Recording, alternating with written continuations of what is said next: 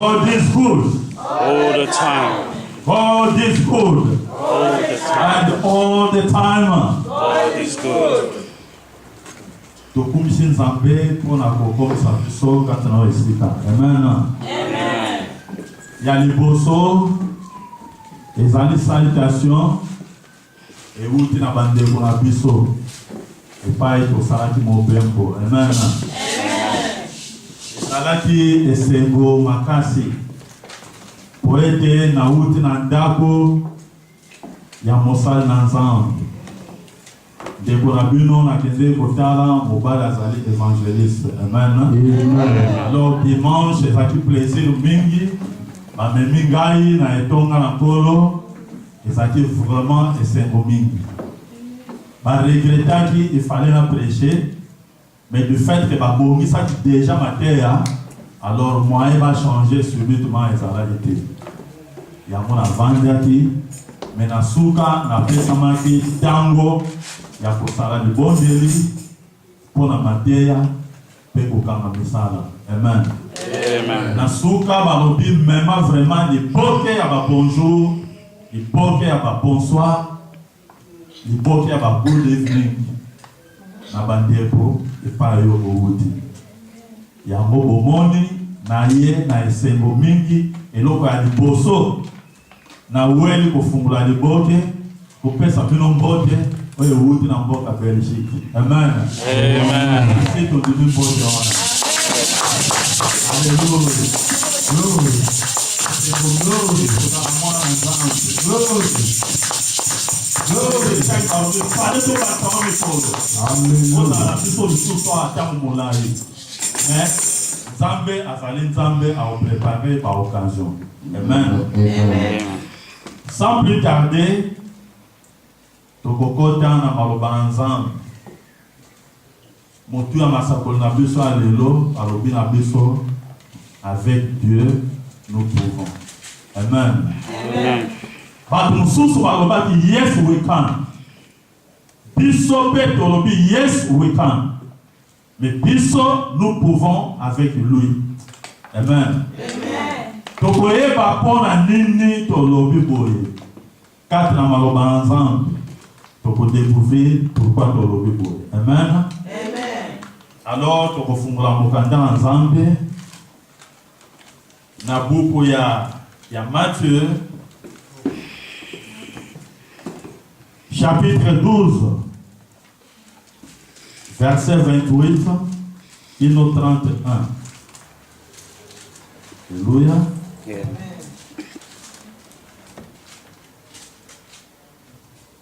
Praise the Lord. Hallelujah. Tomoni cher na biso etondi po tolobaki bile ya lelo ezali bile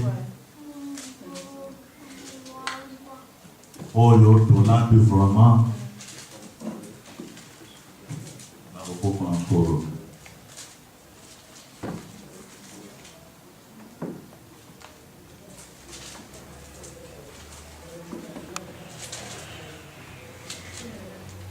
Alléluia. Tokobanda en version anglaise. Vous reading English version. Ensemble de doye. Na kolinga ozwa buku oyo.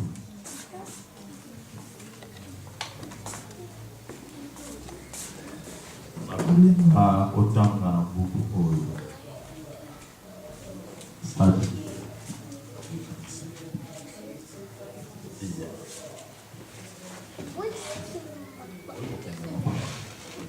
Praise the Lord. Hallelujah. Matthieu 21, 28, 31.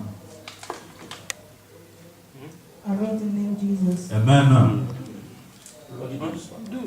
12, 21, please. Matthew 21. Sorry about it. Matthew 21, chapter 21, verses 28, 31.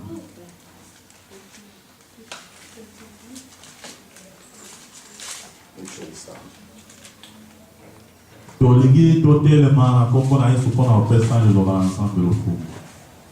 ndeko oyo azwi atelemi oyo azwi te continue koluka ntango ozwi otelemi na kombo na Yesu. Matthew 21, 28, 7-1.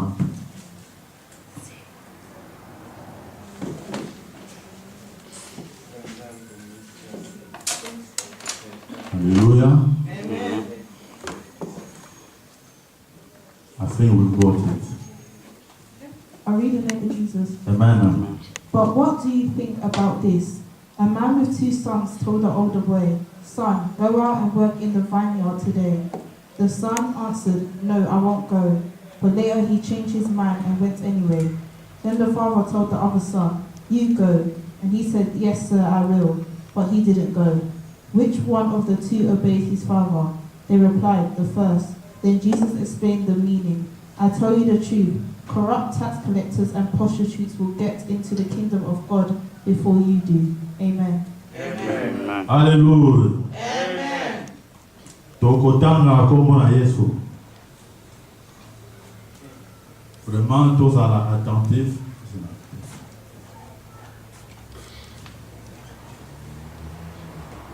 Tozana babuku awa ezali Biblia. Mais tolingi tota la version mibale pour tota vraiment lumière na maloba na Nzambe. Amen. Que vous ensemble, un homme avait 2 fils, et s'adressant au premier, il dit, "Mon enfant, va travailler aujourd'hui dans ma vigne." Il répondit, "Je ne peux pas." Ensuite, il se repentit et il alla. S'adressant à l'autre, il dit la même chose. Et ses fils répondit, "Je veux bien, Seigneur." Et il n'alla pas. Lequel de 2 a fait la volonté du Père? Ils répondirent, "Le premier." Et Jésus leur dit, "Je vous le dis en vérité, le publicain et les prostituées vous devanceront dans le royaume de Dieu." Amen. Amen. Version Moussous Koloba Abisso. Que pensez-vous de ceci? Ajouta Jésus. Un homme avait 2 fils, s'adressa au premier et lui dit, "Mon enfant, va travailler aujourd'hui dans la vigne." "Non, je ne peux pas," répondit-il. Mais plus tard, il changea d'idée et se rendit à la vigne. Le père s'adressa la même demande à l'autre fils. Celui-ci lui répondit, "Oui, père, j'y vais." Mais il n'y alla pas. Et lequel de 2 a fait la volonté de son père? Le premier, répondirent-ils. Jésus leur dit alors, "Je vous le déclare, c'est la vérité. Les collecteurs d'impôts et les prostituées arriveront avant vous dans le royaume de Dieu." Amen. Amen. Amen. Au vendre la combo na Yesu. Baninga mina kolo totali awa papa azali kopesa ordre na bana na ye mibale. Amen. Amen. Koloba bango na moko yokende kosala mosala ya bilanga na bilanga na ngai ya vino. Amen. Amen. Oya liboso alobi na kokite na kokende te. Sima mwa tango abongoli maloba alobi, "We papa na kokende kosala mosala." Amen. Amen. Apaluki lisusu na même kaka maloba wana alobi na mwana o mosusu, "Mwana na ngai telema kende kosala mosala na bilanga ya vino." Mwana oyo aboyi mpenza kokende. Amen. Amen. nsima ye kozwa maloba koloba boye nalobi na bino ya solo mpe ya solo moto oyo akongolaka mbongo ya paku na mwasi oyo asalaka mosala ya mabe bango bakokotaka bomoi ya Nzambe liboso na bino. Amen. Liloba oyo ezali motuya makasi yango epesaki biso makanisi ya kotitre teme na biso na Nzambe kaka nde tokosala. Amen. Po ete mwana oyo liboso batindi atelema akende kosala liboso aboki sima ya kovanda moke abongoli makanisi alobi non akokende. Amen. Mais oyo mosusu aza catégorie vraiment akokende te. Mosusu andimi pardon mais aboyi kokende andimi sur place ma akei te mosusu aboyi nanu sima abongoli makanisi akei ya mokolo koloba na bango nalobi na bino solo mwasi oyo mosala mabe na moto oyo akongolaka mbongo ya paku oyo mibale bakokota na bomoi na Nzambe liboso na bino. Amen. Yango tolobi avec Dieu nous pouvons. Amen. Batamukile balobaki tout simplement yes we can. Mais biso tolobi na Nzambe tokosala likambo oyo. Mais pour la ligne de alobi ke mwasi oyo mosala mabe na mutu oyo akongolaka mbongo ya paku bango bakokota na bomoi ya Nzambe liboso na bino po ete ezali likambo sikoyo ya conscience pe décision na compréhension. Amen. Na repentance eloko ya motuya nde yango wana mwana oyo aboyaki nanu alobi na mokili mais oyo mosusu mpe aboyi liboso nsima abongoli makanisi alobi wi nakokende. Mais mpo balobaki mwasi oyo mosala mabe akokota na bomoi ya seko liboso na bino mpo ete tokotala nanu makomi te me tokoloba nanu na maloba. Tala mwasi oyo ya mosala mabe oyo atambolaka mabe vi na ye mobimba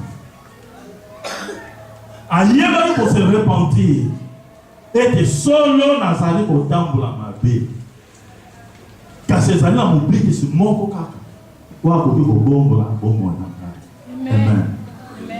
Asalaki nini? Ase repentir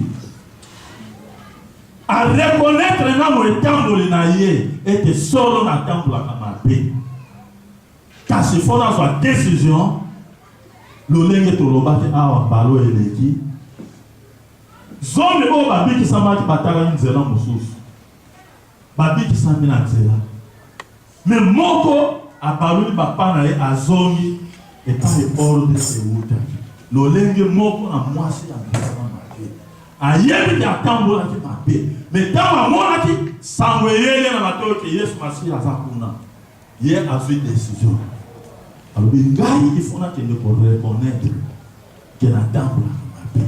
Amen. balinga mi akolo kati na se na moi ezali très important mutu ayeba ete nazali kotambola mabe solo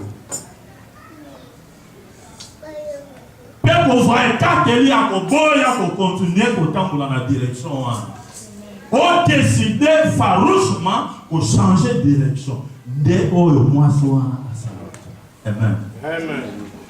azwi malasi ya talo mingi okanda na Nzambe lobi na biso aye nango na makolo ya Yesu apasuli yango adeverse yango na makolo ya Yesu azali kopangisa yango na suki na ye. Amen. Na reconnaissance kati na ye ete lelo nazwi ekateli ya kobongola etamboli na ngai me afuti yango cher. Alléluia. Afuti yango na talo ya makasi La même chose à moi, Oyo, à Tindamaki. À reconnaître sur place, c'est ma boya. N'a changé ma canisse. Na boya qui n'est en tout cas, il faut que la vie. Amen. Allez, nous avons un polo. Balobi. Quand tu as fait un polo, ils allaient faciliter. Oyo a vu des gens, et quand il est mauvais, a changé, a bombe. C'est là mon souci à ma langue. Parce que le deux décisions, n'a ya ma langue, n'a ya ma paix. Oya ma paix, ils ont la mettre dans l'eau. Oya dit Amen. Ope à ma langue, ils allaient dans le colon à biso. Oya peine à biso. To bombe là, to longola le colon à biso. C'est pas un côté, tiens, côté moussou, to tambour la ma langue. Mais les alaka facile. Amen. Ce qui ont là tout ça mettait dans le goya à mollet mon sang. C'est pourquoi mon père m'a s'appelé soit lobby avec Dieu nous pouvons. Quand on a yé to kokoka. Amen. Mutu boya kote kana makambo ya mabe. Ce qui a kote na yango. Dans wazi ko soit décision ya kotika ezana mulimu moko oyo bakana ye kotika te. Oliyotika bona nini? Yo bazo petra maboko mokili mobimba. Yo bazo bera mopao. Yo tika bona nini? Parce que c'est là où il y a pona. Même à Tanisana ya makila. Même à l'Eli sakana ye ba. Mais il y a un signe de gloire. Le pauvre est quoi il a un là on a ma paix au Yapona. Et ça passe à qui va a changé papa naïe. Parce que à Simba mina molemo ya moyen. Amen. Seul avec Dieu, nous pouvons. Seul. Yango va le public, les collecteurs d'impôts. Cette femme de mauvaise vie, yende avokota na bomoyase pour les bosso. Amen. Alléluia. Amen. Amen. Aux aliments ensemble. Le peuple m'a fait écouer autant blancher là ma vie. Mais hier, quand nous sommes candidats, frère, au télémi, au décidé, au lobby, non, il faut la changer de direction. Amen. Il faut la changer de là, mon sous, il y a un temps. Et ce n'est pas facile. Et personne qui a un moutoua, là, tu sens bien un bouillant, mon sang. Pour hier, aïe, ma côté décidé. Atika gloire, oh, bah, tu vas bête la caille, ma bobo.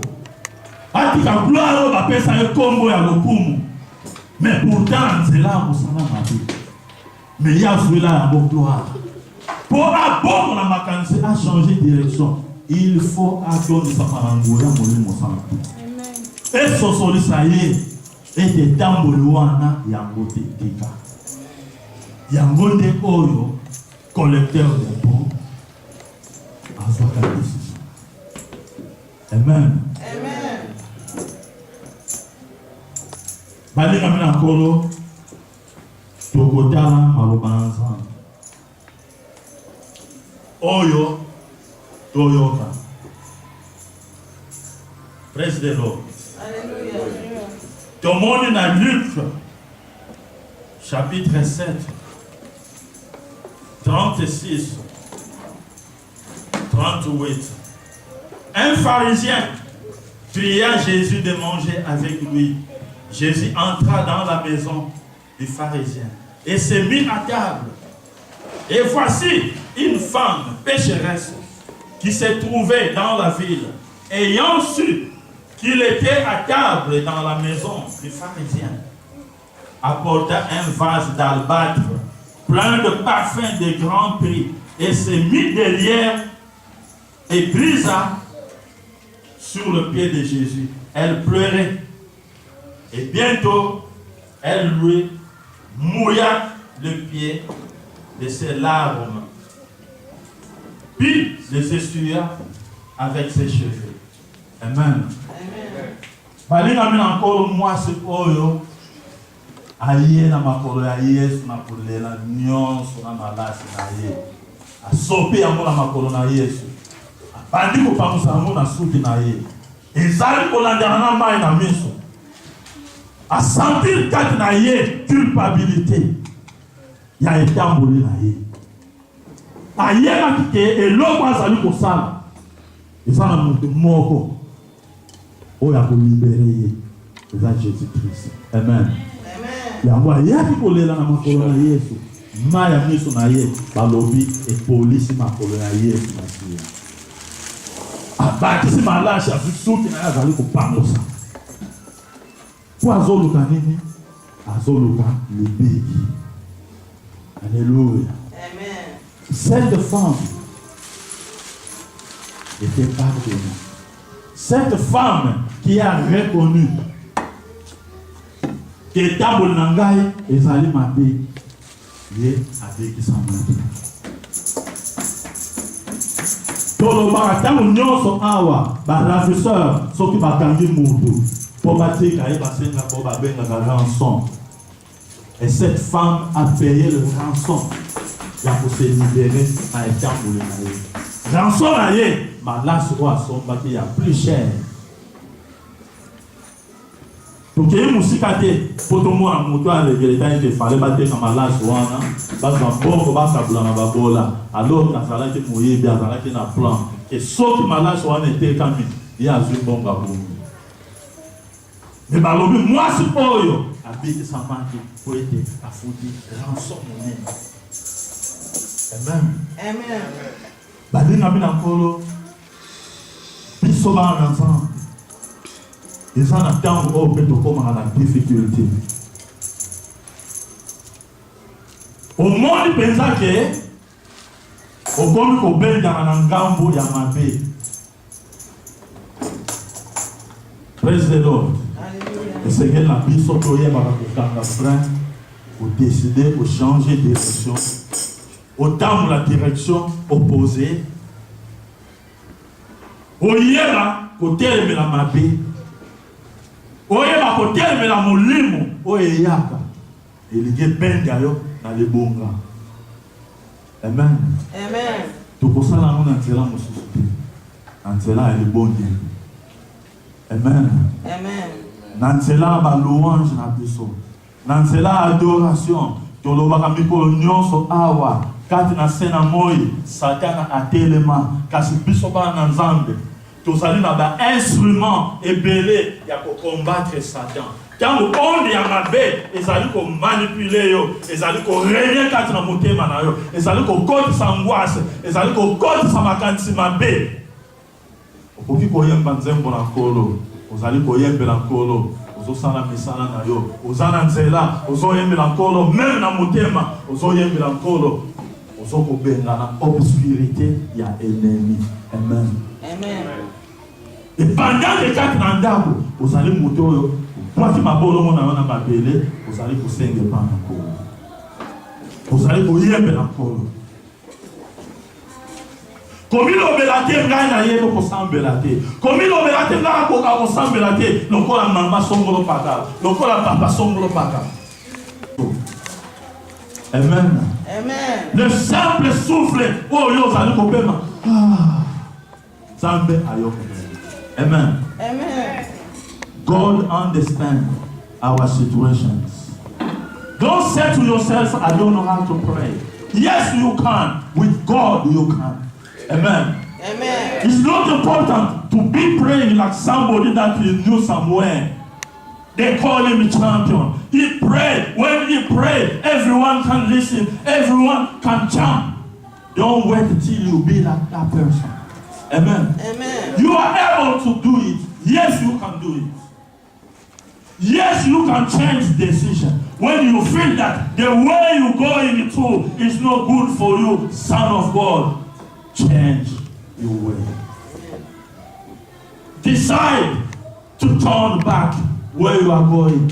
Decide when you feel the direction you're going is leading you to a bad. Decide to change. Come back on your footstep. Hallelujah. Amen. Don't be afraid. God will help you. Jesus is there to help you overcome. Amen. Amen. Don't say, I don't know how to pray like Mother Maria. Don't say, I don't like to pray like Papa Sylvie. No. You are made with the image of God. Amen. Hallelujah. Amen. You have this power in you. Yes, you can. Every word coming from your mouth are valuable. Have a power. God will listen to you. You deserve a mercy from God. You deserve to be called the Son of God because you know how you reverse your decision when you feel that decision is taking me to the side of the darkness.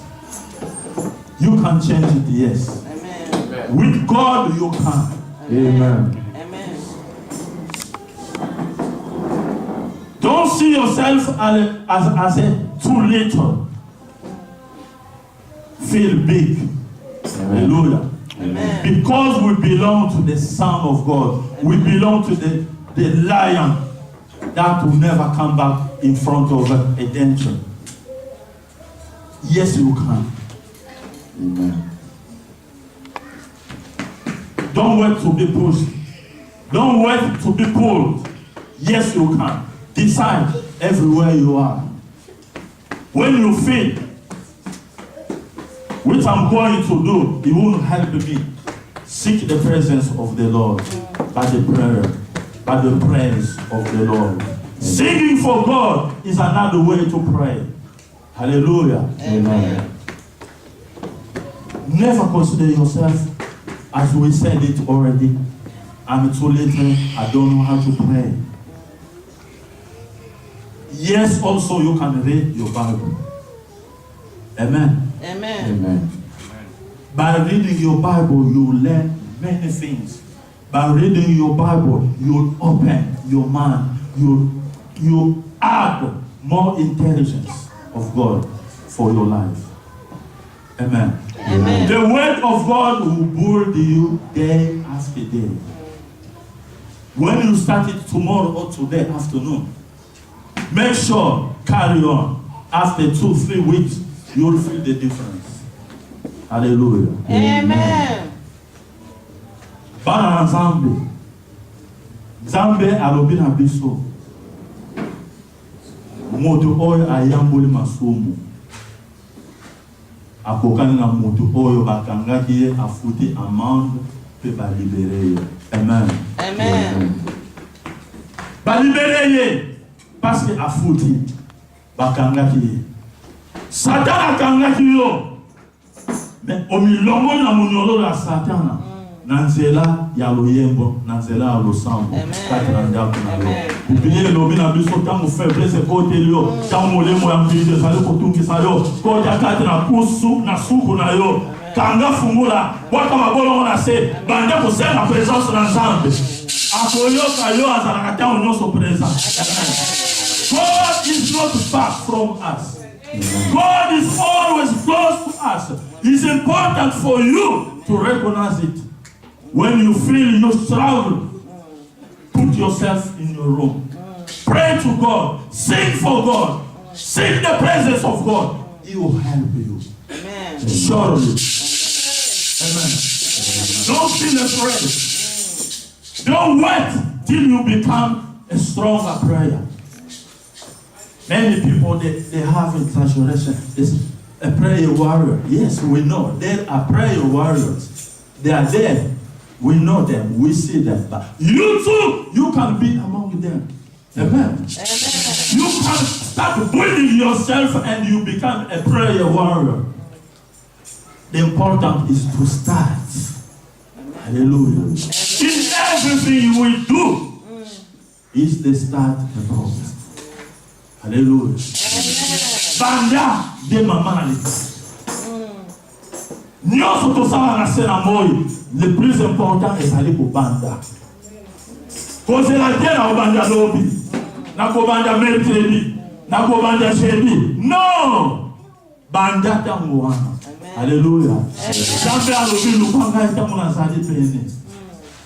Kozela te na koma musika nde olukanga. Alléluia. Don't wait. Tomorrow belongs to God. Hallelujah. Amen. Don't wait tomorrow. Decide now. Hallelujah. Amen. Decide to start praying. Decide to start reading a Bible. Decide to pray for another one. Not only for yourself. Hallelujah. Intercession is very important to intercede for somebody else. And then God will see you. Hallelujah. Amen. God will see you because He knows the preoccupation you have for your neighbor. The preoccupation you have for your son, for your husband, for your brother. God will see it. God understands our preoccupation. When I have preoccupation for somebody else, not myself in the first place, God will do mine. Hallelujah. Hallelujah. Zambe akotala. Ngai nazali na mutungisa moninga nanga ya voisin nanga de bonanga ya mwasi to mobile leke nanga sisa na brother.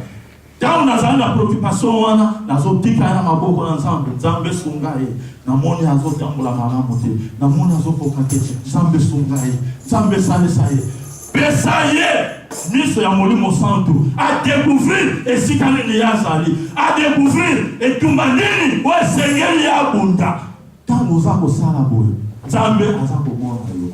Amen. Amen. Oya yo ekozala tangu ke kaka nzambe adonisi nyonso vide oyo etikalaki po ekamoni ke yo kozobunda mpona moninga na mosusu. Amen. Amen. L'égoïsme eza nzambe te.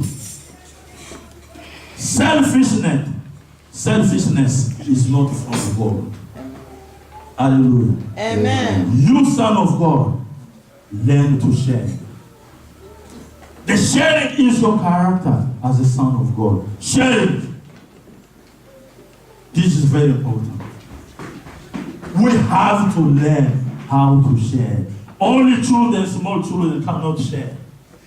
Hallelujah. Amen. When the toy is very colorful, they will fight for it. No one touch.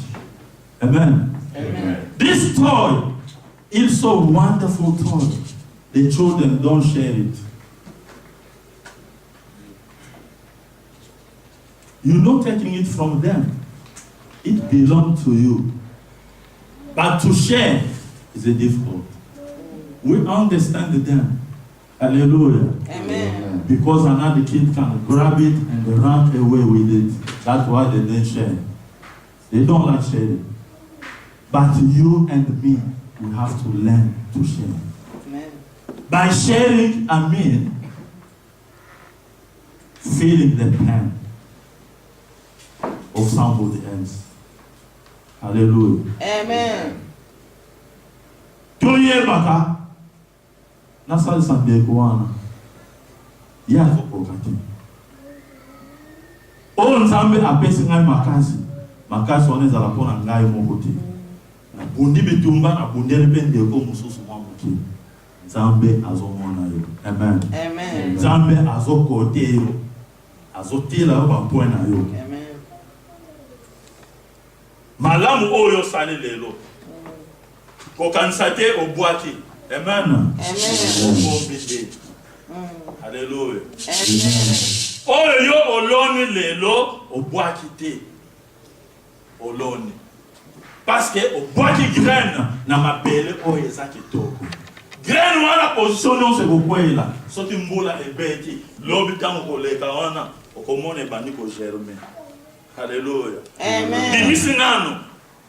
Moi les kasa moko sima makasa mibale sima nzete tombwani sima ngo kusane ekoli ba fleur ebimi ba fleur sima ba fleur mbuma ebimi ale moment récolte pe e okoka. Amen. Amen.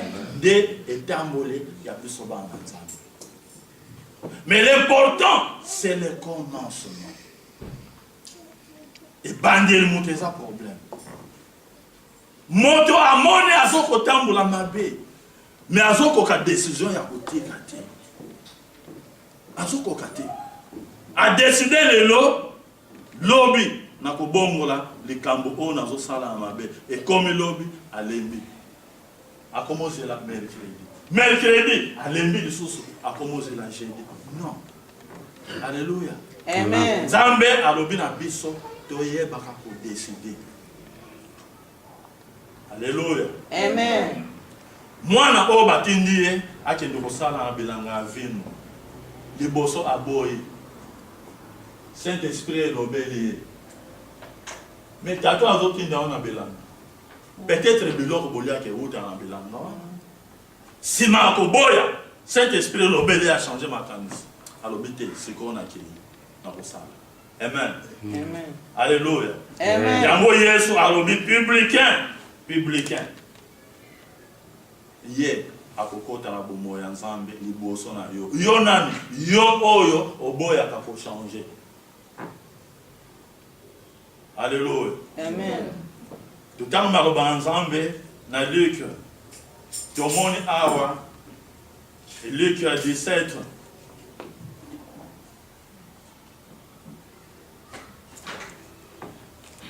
Praise the Lord. Alléluia. Alléluia. 17, 11. Jésus se rendant à Jérusalem et passait entre la Samarie et la Galilée. Comme il entrait dans un village,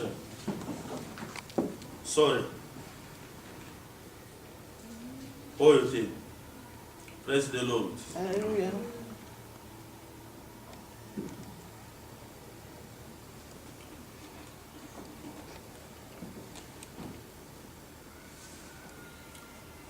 Luc 18. Luc 18, 9, 14. Alléluia. Amen. Il dit encore cette parabole en vue de certaines personnes se persuadant qu'elles étaient justes et ne se faisant aucun cas des autres. Deux hommes montèrent au temple pour prier. L'un était pharisien et l'autre publicain. Le pharisien debout priait ainsi en lui-même. Oh Dieu, je te rends grâce de ce que je ne suis pas comme le reste des hommes qui sont ravisseurs, injustes, adultères ou même comme ces publicains-là. Moi, je jeûne 2 fois par semaine. Je donne la dîme de tous mes biens. Le publicain, se tenant à distance, n'osait même pas lever les yeux au ciel. Mais il se frappait la poitrine en disant, « Oh Dieu, sois apaisé envers moi, qui suis un pécheur. » Je vous l'ai dit, celui-ci descendit dans sa maison justifié plutôt que l'autre. Alléluia. Amen. Car quiconque s'élève sera abaissé, et celui qui s'abaisse sera élevé. Amen. Amen. Baninga mina nkolo batu mibale bazali kosambela. Moko azotuta tolo alobi o Nzambe mona ngai. Naza lokola mutu ya masumu wana te nga napesaka 10 000 na ngai nasala makambo nyonso. Naza malamu penza ngai. Me mususu o bazokitisa ye akiti alobi Nzambe yoka ngai mawa solo nazali mutu na masumu. Kasi nalingi yoyo te ngai mawa. Amen. Amen. Yesu alobi na mibale oyo mutu oyo a reconnaître kazali kotambola mabe ayende koluka libikisi yende akobikisa. Amen. Oyo a reconnaître ke nazali na pasi Nzambe yo salisa ngai. Amen. Ye oyo nde abikisa.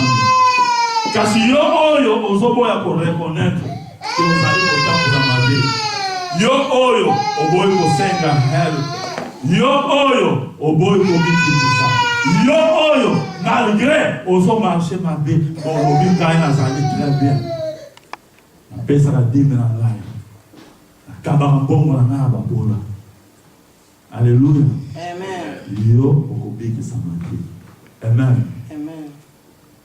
Parce que yo oza komikitisa te. Ozomarche mabe, mais oboyi mpe kochanger décision na yo, oboyi kochanger etamboli na yo. Alléluia. Amen. Okobikisama te. No one can say I'm very good. Hallelujah. Amen. I go to church every Sunday. Wednesday, I'm there to pray. I'm very good. I don't know which color the sin is. I never seen the sin before. Don't say that. Don't dare. Brothers and sisters, it's better you to acknowledge that only God can save. Amen. Amen. Only God who know you better than yourself. Hallelujah. Amen. Only God knows us.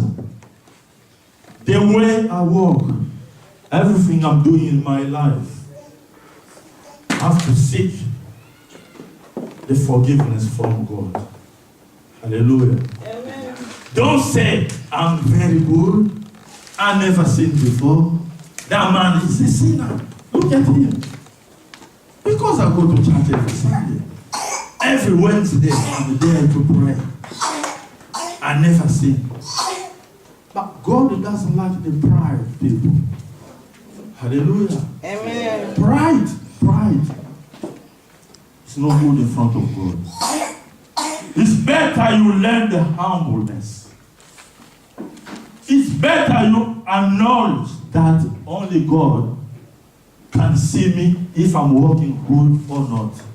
Hallelujah. Amen. That's why it's very important not to show off.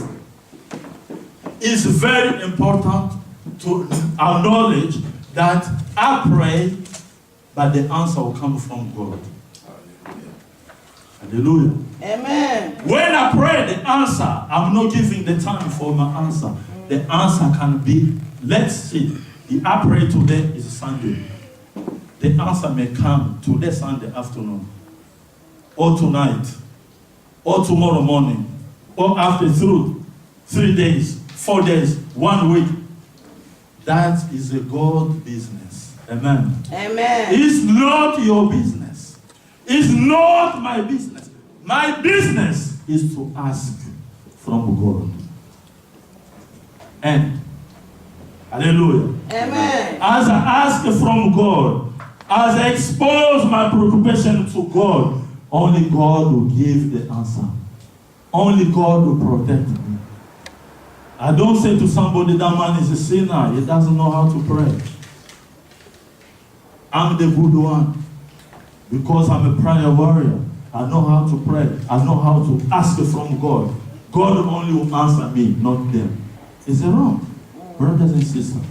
Hallelujah. Amen. Only God can answer us, not ourselves. You cannot be the asking and the giver in the same time. No. Somebody is there to ask, somebody is there to give. If I ask from God, I wait for my answer to come. Praise the Lord. Hallelujah. That's why the Bible said, that man was praying. He said, I'm very good. I'm a rich person. When I sell my goods, I give money to the church. I give money to the poor. But that man there, look at him. He's a poor. What can he get from God? Nothing. Because he doesn't know how to pray. And the man saw the other one praying. He said, okay, God, me, I know I'm a sinner. But I'm asking from you. Only you can decide the way to answer me and to answer that man. But to me, I'm waiting from you to answer. And Jesus said that man was the one who got the answer from his prayers. Amen. Amen. Same as you and me, who have to be like that man. We learn to pray, to ask from God, but we don't decide. Only God can decide. Our business is asking from God. Our business is praying for other people. Our business is to be humble. The humbleness is so important. Son of God, let us be humble. Amen. Amen. After praying, after asking from God, we leave the rest to God to give us the answer. Amen. Hallelujah. Amen. We back to the word. Luke 19, 1 to 10. Hallelujah. Amen. Luke 19, 1 to 10. Entré dans Jéricho, traversait la ville, et voici un homme riche appelé Zacharie, chef des publicains, cherchait à voir qui était Jésus, mais il ne pouvait pas le voir à cause de la foule, car il était de petite taille. Amen. Amen. Zako ayokaki Yesu azali koya kuna fulu ya bato etondi yebe asali makasi aligia mona Yesu o bazoganga kuna Yesu ya ayokaki sango ya Yesu o ya bigi sakabato. Amen. Amen. Babi Yesu azoya na sala makasi na koma kuna na kende komona Yesu. Balinga mena kolo quand on a une décision c'est très important. Ayeba qui a un problème ou solution et que tout outa na muntu o ya yoka na sango mais mukola mwe sali ke ayoki batu bazali ko kende fulu ya batu bazo ye ba lobinga e pena ko takala mulongo bazo ko fina na tela lobidelo ngai ki monimes. Amen.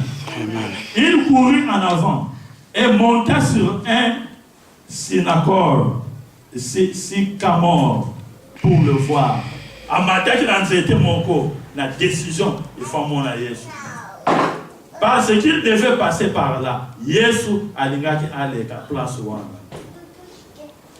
Lorsque Jésus fut arrivé à cet endroit, il leva les yeux et lui dit: Zacharie, hâte-toi de descendre, car il faut que je demeure aujourd'hui dans ta maison. Amen. Amen. Yesu alobi kotungisa mate ngai sina bongisami lelo lisolo na ngai ne kozala na ndako na yo. Amen. Amen. Akiti. Praise the Lord. Hallelujah. Et voyant cela, il faut que je demeure dans ta maison. Zacharie s'est hâta de descendre et le reçut avec joie. Voyant cela, tous murmurèrent et disaient: il est allé loger chez un homme pécheur. Alléluia. Amen. Batwamoni Yesu kokota andako na Zakayo bango basiliki babitala oyo balobi ye malamu yake kokota na ndako ya mutu na masumu. Amen. Mais Zacharie, se tenant devant le Seigneur, lui dit: voici, Seigneur, je donne aux pauvres la moitié de mes biens. Et si j'ai fait tort de quelque chose à quelqu'un, je lui rends le quadruple. Jésus lui dit: le salut est entré aujourd'hui dans cette maison, parce que celui-ci est un fils d'Abraham. Amen. Amen. Balinga mina kolo mofuti sipaku oyo ayambi Yesu na ndako na ye. Batu ba mirmire basiliki. Babi comment mutu oyo afutisaka biso paku cher. Yo Yesu kende koyamba na ndako na yo. Mais tandis que mutu a décidé que le kwa na yo ki sango ya Yesu azoya kuna. Ngai fona sala makasi na sala préoccupé na mona eto kutana ne face à face. Préoccupation wana Yesu Masia amona ki yango. akalme alobi kotungisa mate parce que lelo naza kokota na ndako na yo nga na yo tokosola kuna. Amen. A taxpayer had a preoccupation because he heard that Jesus is coming to town, like the kid they used to sing. Somebody come to town, Father Christmas. Santa Cruz is coming to town. You know the song? Hallelujah. Amen. Santa Cruz is coming to town. The only beat I can know. I remember this beat. But you know it, all of you. That man was a rich man. He was a tax collector. He had a lot of money. But as he heard that Jesus is coming to town, his preoccupation was to meet Jesus face to face. Amen. Amen. He climbed the tree. Jesus saw him and said, don't worry. Today I'll be in your house. I'll speak with you. So don't worry. Come down. The man came down and invited Jesus in his house. That man said to Jesus, Jesus, I'm a tax collector. I have money. I know that I've done very bad to the people of this town. But because you are there today in my house, I decide to give back anything I own unjustly, fraudulent. If I did tax to somebody too much, I will give it time 1, 2, 3, 4. 4 times. I'll give you the money back. Amen. Amen. He did it. He gave to everyone in the house the money back. I'm supposed to collect from you 10 pounds, but I did it 40. This is your 40. Get it back. You are supposed to get from you 10, but I did 20. This is your 20 back. Jesus said, oh, Zacchaeus, today the salvation enter in your house. Amen. Amen. He was saved because of humbleness.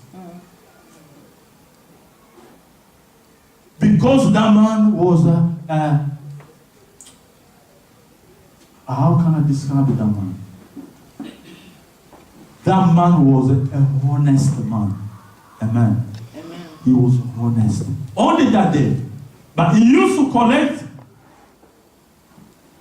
contrary to the one it's supposed to ask.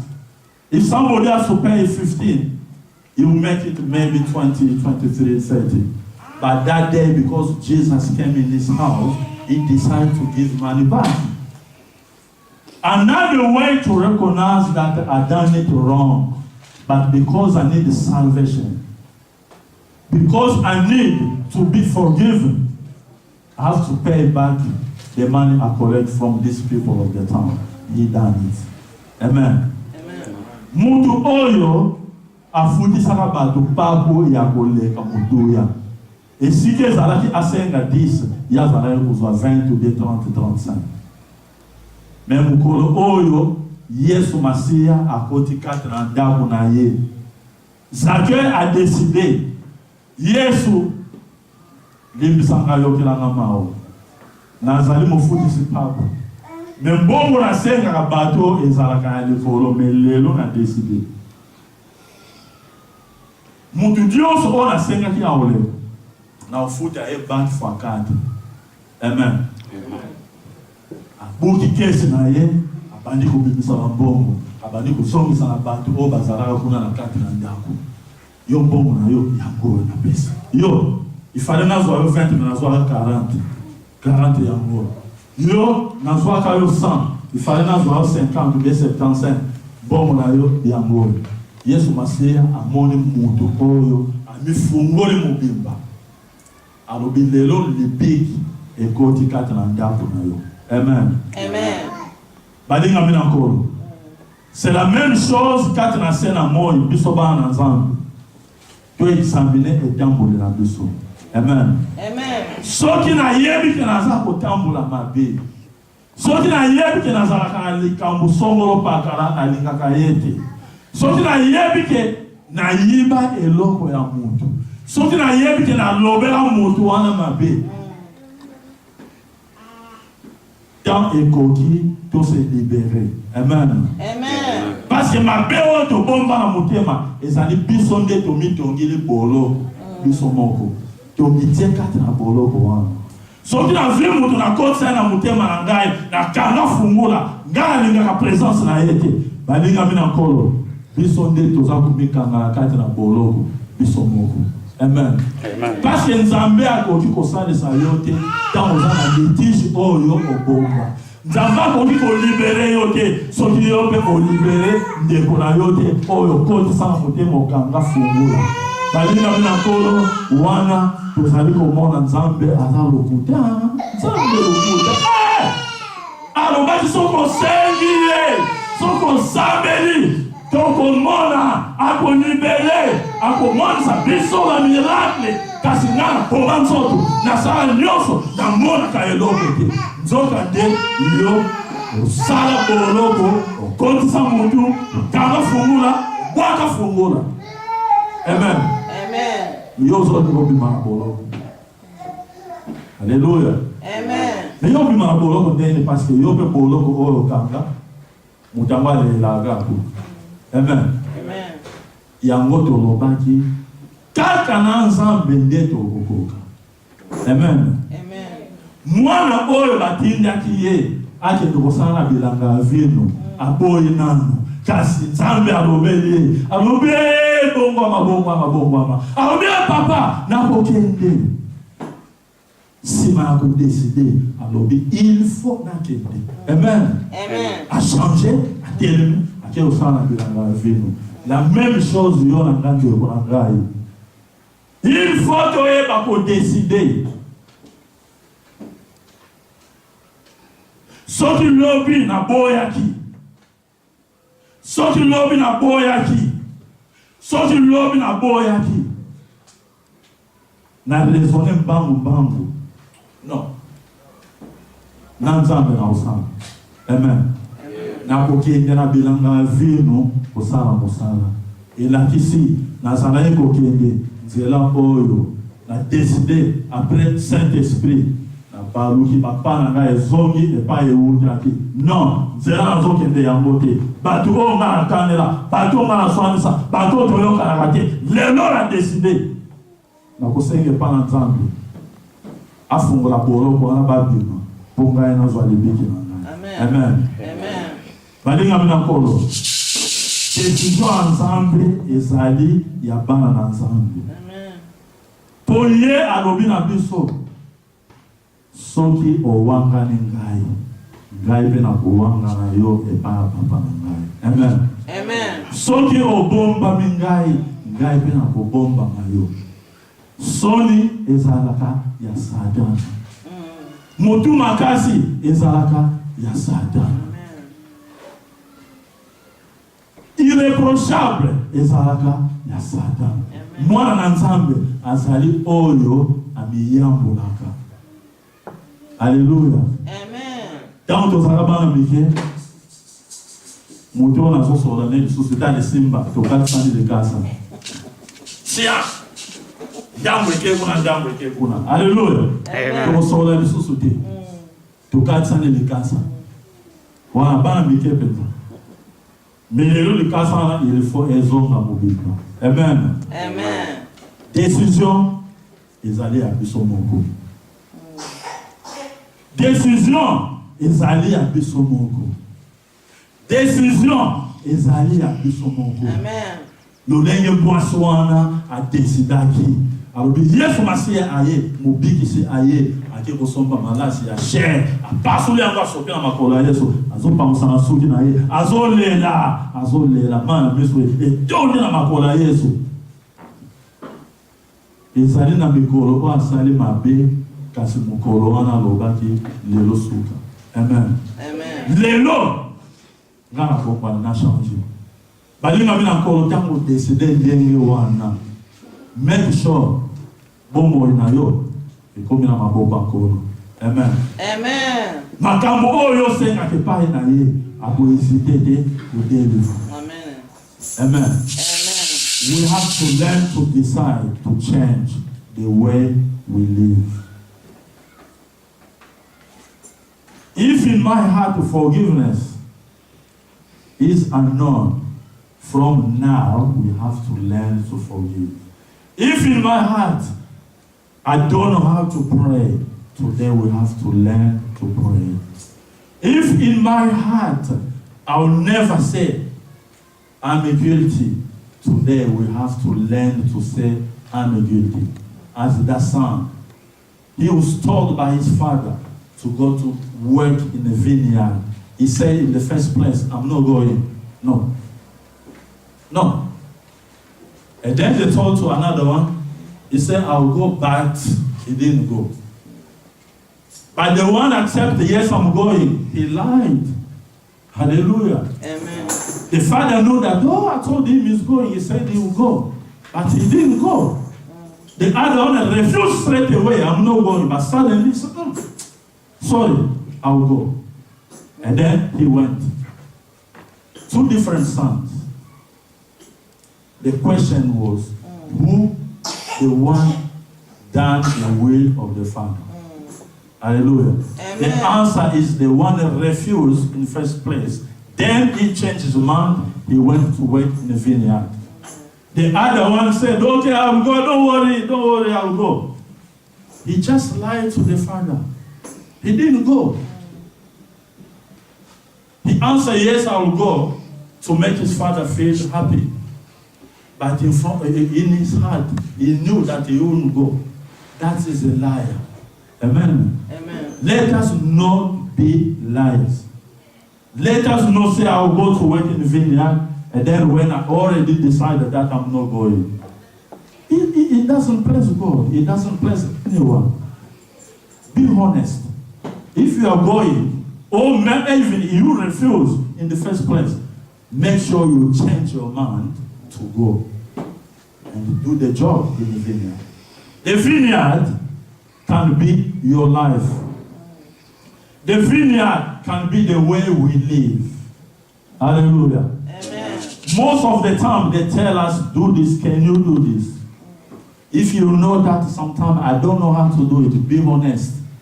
I don't know how to do it. If you know how to do it, yes, say, I will do it, and then do. If you are not sure, I'm not sure.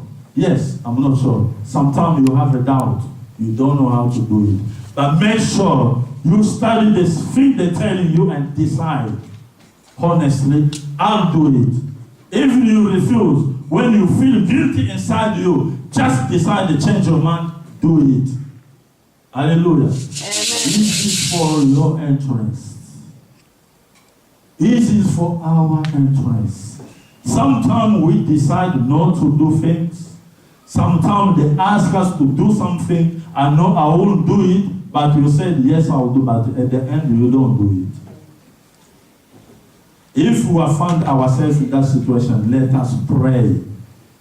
God is always there to forgive us. Hallelujah. Amen. God bless us. Thank you.